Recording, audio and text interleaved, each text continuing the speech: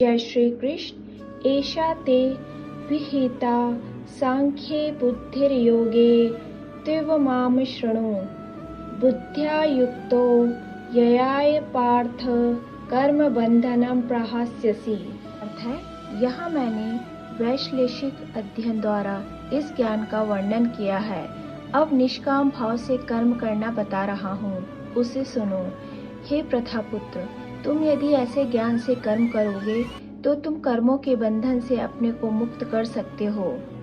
तात्पर्य है, वैदिक कोश निरुक्ति के अनुसार सांख्य का अर्थ है विस्तार से वस्तुओं का वर्णन करने वाला, तथा सांख्य उस दर्शन के लिए प्रयुक्त मिलता है जो आत्मा की वास्तविक प्रकृति का वर्णन करता है।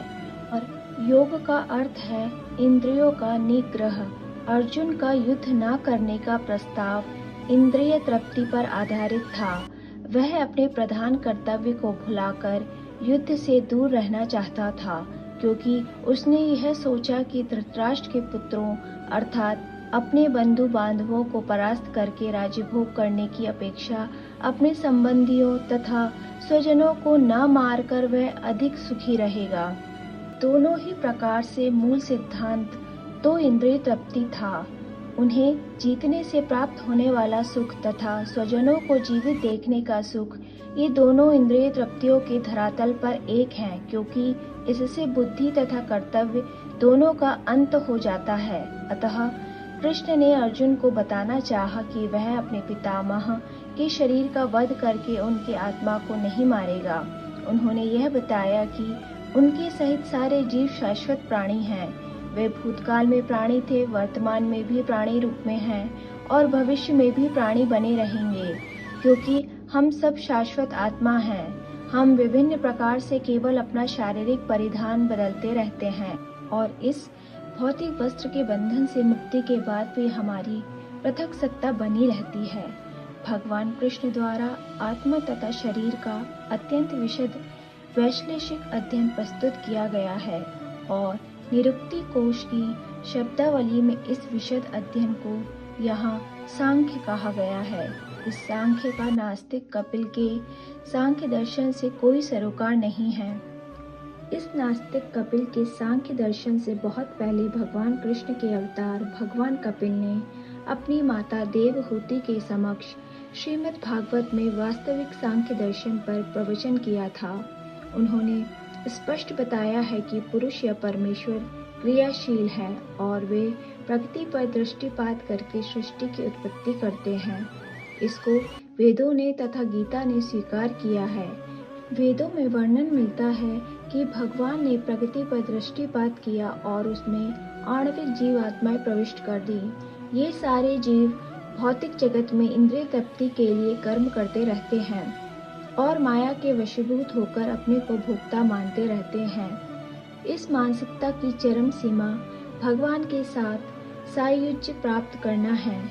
यह माया अथवा इंद्रिय तृप्ति जन्य मोह का अंतिम पाश है और अनेक जन्मों तक इस तरह इंद्रिय तृप्ति के करते हुए कोई महात्मा भगवान कृष्ण यानी वासुदेव की शरण में जाता है, जिससे परम सत्य की खोज पूरी होती है। अर्जुन ने कृष्ण की शरण ग्रहण करके पहले ही उन्हें गुरु रूप में स्वीकार कर लिया है। शिष्यस्य तेहं साधि माम त्वाम प्रपन्नम। फलस्वरूप कृष्ण अब उसे बुद्धि योग या कर्म योग की कार्य विधि बताएंगे, जो कृष्ण की इंद्रिय तृप्ति के लिए किया गया भक्ति योग है। यह बुद्धि योग अध्याय 10 के 10वें श्लोक में वर्णित है, जिसमें इसे उन भगवान के साथ प्रत्यक्ष संपर्क में बताया गया है जो सबके हृदय में परमात्मा रूप में विद्यमान है। किंतु ऐसा संपर्क भक्ति के बिना संभव नहीं है। अतः जो भगवान की भक्ति या दिव्य प्रेमा भक्ति में या कृष्ण भावनामृत में स्थित होता है, वही भगवान के विशिष्ट कृपा से बुद्धि योग की यह अवस्था प्राप्त कर पाता है। अतः भगवान कहते हैं कि जो लोग दिव्य प्रेमवश भक्ति में निरंतर लगे रहते हैं, उन्हें ही वे भक्ति का विशुद्ध ज्ञान प्रदान करते हैं। इस प्रकार भक्त सरलता से उनके चिदानंदमय धाम में पहुंच सकते हैं। इस प्रकार इस श्लोक में वर्णित बुद्धि योग भगवान कृष्ण की भक्ति है और यहाँ पर उल्लिखित सांख्य शब्द का नास्तिक कपिल द्वारा प्रतिपादित अनिश्वरवादी सांख्य योग से कुछ भी संबंध नहीं है। अतः किसी को यह भ्रम नहीं होना चाहिए कि यहाँ पर उल्लिखित सांख्य योग का अनिश्वरवादी सांख्य से किसी प्रकार का संबंध है। ना ही उस समय उसके दर्शन का कोई प्रभाव था और न कृष्ण ने ऐसी ईश्वर विहीन दार्शनिक कल्पना का उल्लेख करने की चिंता की। वास्तविक सांख्य दर्शन का वर्णन भगवान कपिल द्वारा श्रीमद् भागवत में हुआ है, किंतु वर्तमान प्रकरणों में उस सांख्य से भी कोई सरोकार नहीं है। यहाँ सांख्य का अर्थ है शरीर तथा आत्मा का वैश्लेषिक अध्ययन। भगवान कृष्ण ने आत्मा का वैश्लेषिक वर्णन अर्जुन को बुद्धि योग या कर्मयोग तक लाने के लिए किया। अतः भगवान कृष्ण का सांख्य तथा भागवत में भगवान कपिल द्वारा वर्णित सांख्य एक ही है। ये दोनों भक्ति योग हैं। अतः भगवान कृष्ण ने कहा है कि केवल अल्पज्ञ ही सांख्य योग तथा भक्ति योग में भेदभाव मानते हैं। निसंदेह अनिश्वरवादी सांख्य योग का भक्ति योग से कोई संबंध नहीं है। फिर भी बुद्धिहीन व्यक्तियों का दावा है कि भगवद गीता में अनिश्वरवादी सांख्य का ही वर्णन हुआ है। अतः मनुष्य को यह जान लेना चाहिए कि बुद्धि योग का अर्थ कृष्ण भावनामृत में पूर्ण आनंद तथा भक्ति के ज्ञान में कर्म करना है।